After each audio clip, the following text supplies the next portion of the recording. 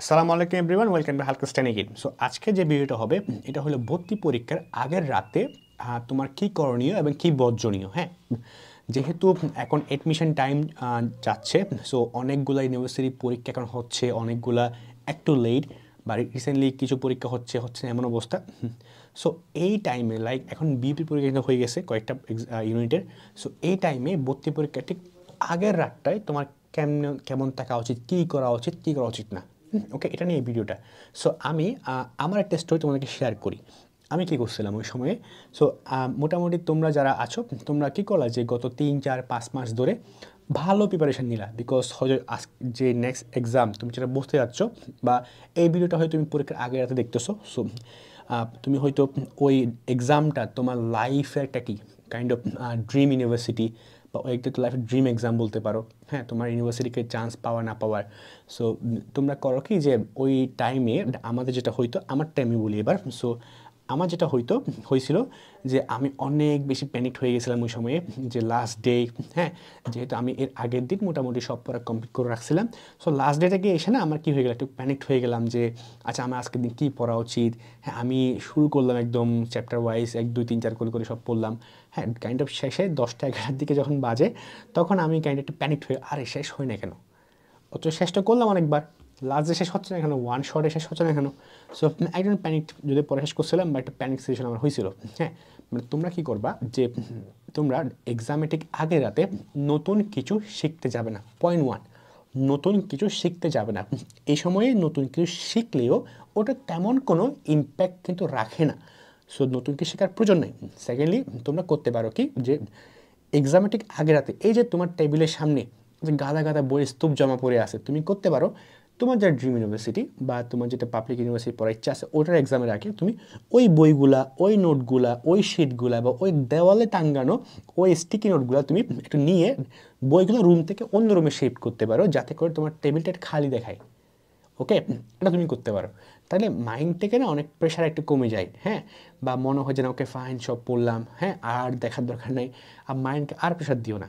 হ্যাঁ, চেষ্টা করো, এটা সেকেন্ড পয়েন্ট। আর থার্ড পয়েন্ট হলো চেষ্টা করো ওই দিন তুমি মোটামুটি 6টা বা 7টার মধ্যে মোটামুটি তোমার সব পড়াশোনা শেষ করার জন্য।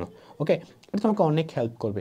কারণ তুমি যদি শেষ এক্সামের জন্য 12টা, 1টা, 2টা, 3টা পর্যন্ত পড়াশোনা করো, তাহলে 10টা থেকে তুমি এক্সাম দিবা কেমনে? তুমি তো ঘুমোই তো তোমার হইলো না।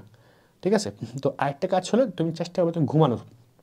7 থেকে 8 ঘন্টা তোমার ঘুম খুব প্রয়োজন। ওকে, ঘুমটা আসলেই প্রয়োজন। হ্যাঁ, আর ফাইনালি যেটা বলতে হয় যে একটু গুছিয়ে নিবা। যেহেতু তুমি হয়তো এটা এক্সামের আগের রাতে দেখতেছো ভিডিওটা, সো ডেফিনেটলি কী করবা যে তোমার পরের দিন এক্সামের জন্য একটু মেন্টাল প্রিপারেশন নিয়ে রাখবা। একটু যেগুলো মার্কশিট থেকে যা যা ইম্পর্টেন্ট ডকুমেন্টস প্রত্যেকেরই সব গুছিয়ে রাখবা। ওকে, সো মেন কথা হলো যে তুমি কী করবা, পয়েন্টগুলো আবার একটু আমি রিভিশন দেই। যে একটা পয়েন্ট হলো তোমার নতুন কিছু শিখতে যাবে না। ঠিক আছে, শিখতে গেলে কিন্তু সমস্যা, তুমি যা শিখছো তাই রিভিশন দাও, তাই এনাফ। ওকে, সেকেন্ডটা কী বললাম, সেকেন্ডটা হলো ভাইয়া আমার এক্সামের আগে রাতে পারলে তোমার বইগুলো অন্য রুমে শিফট করো যদি পসিবল হয়। ওকে, থার্ড নাম্বারটা হলো ভাইয়া যে মেন্টাল প্রিপারেশন নাও, এক্সাম নিয়ে কনফিডেন্টটাকে বুস্ট আপ করা। 4 নম্বর পয়েন্টটা কি ভাইয়া, ঘুমাইতে হবে আমাদের একটু 7 থেকে 8 ঘন্টা ঘুমাইতে হবে। এখন অনেকের প্রশ্ন ভাইয়া সবই তো করলাম, হ্যাঁ, বাট এক্সামের না আমার এক্সামের আগের রাত আগের দিন আমার সব পড়া কমপ্লিট হয়ে গেল, বাট আমি ঠিক এক্সামের আগের দিন আমি কী পড়বো আমি বুঝতে পারছি না।